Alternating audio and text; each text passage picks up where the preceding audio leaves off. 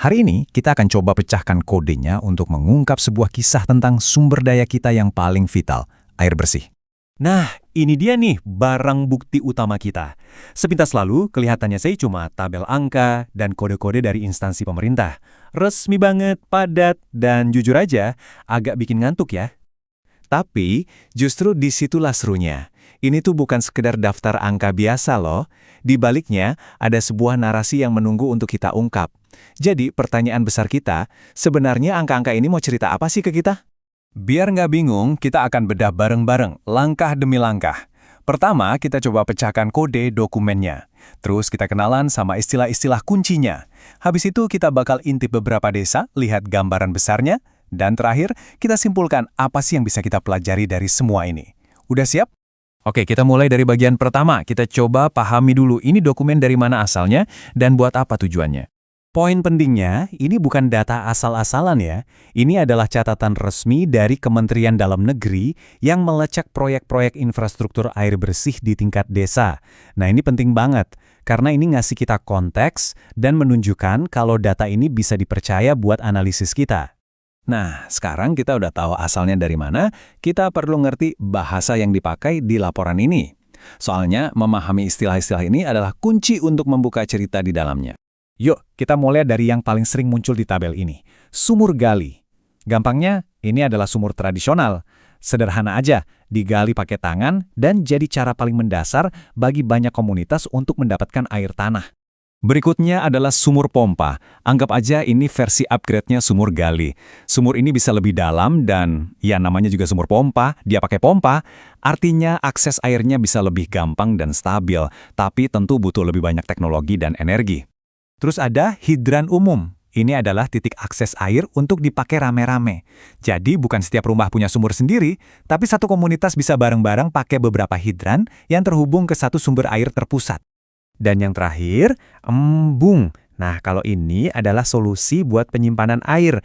Intinya sih ini kayak waduk kecil atau bendungan yang dirancang untuk menampung air, seringnya air hujan ya, untuk dipakai nanti.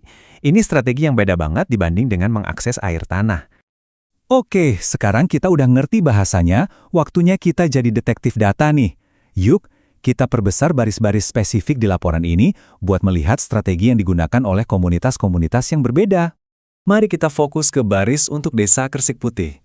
Coba deh perhatikan baik-baik angka-angka di baris ini. Ada sesuatu yang, wah, kelihatan beda banget di sini. Dan ini dia angkanya. 500. Bukan sumur gali biasa loh, tapi sumur pompa.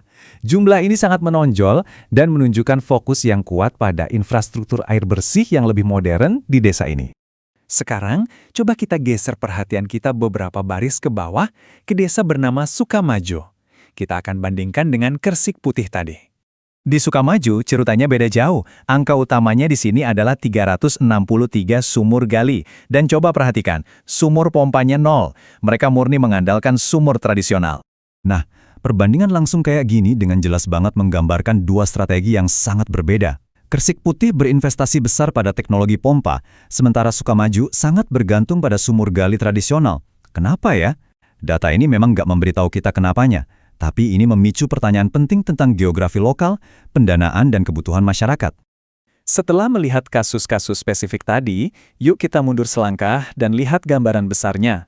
Apa sih yang dikatakan oleh total keseluruhan untuk seluruh wilayah ini?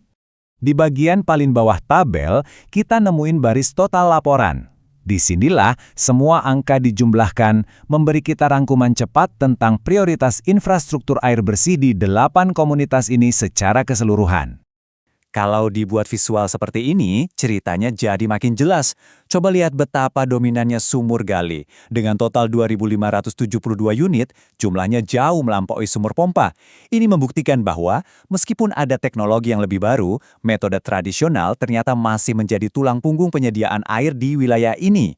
Jadi, setelah kita membedah dokumen ini, apa yang sudah kita pelajari? Mari kita simpulkan wawasan-wawasan utama yang kita dapatkan dari investigasi data singkat kita ini. Jadi, ini dia rangkumannya. Kita melihat ada fokus yang sangat besar pada solusi berbasis sumur, tapi strateginya bisa sangat berbeda dari satu desa ke desa lainnya. Skala investasinya juga sangat besar, dengan ribuan unit tercatat. Dan yang terpenting, ini menunjukkan betapa krusialnya data seperti ini untuk memahami bagaimana sumber daya publik kita dikelola. Kita mulai dari tabel angka yang tampak rumit dan berakhir dengan pemahaman tentang strategi air bersih untuk ribuan orang. Ini jadi bikin kita bertanya-tanya, kalau satu halaman sederhana ini saja bisa memberitahu kita begitu banyak, coba bayangkan cerita-cerita lain apa yang masih tersembunyi, yang menunggu untuk ditemukan di dalam lautan data di sekitar kita.